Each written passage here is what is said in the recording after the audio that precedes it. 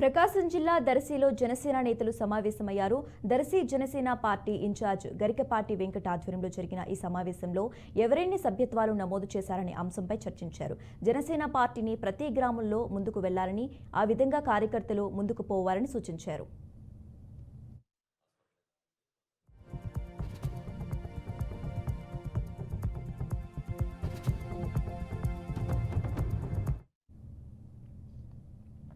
సంగారెడ్డి జిల్లా రాగసంగం కేతకి సంగమేశ్వర ఆలయానికి భక్తులు పోటెత్తారు.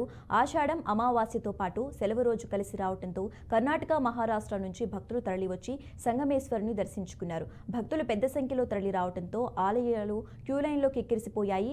ఆలయ ప్రాంగణంలోని అమృతగుండంలో నది శివలింగ పూజలు చేసిన గర్భగుడిలో కొలువైన పార్వతీ సమేత సంగమేశ్వరుని దర్శించుకుని మొక్కులు చెల్లించుకున్నారు.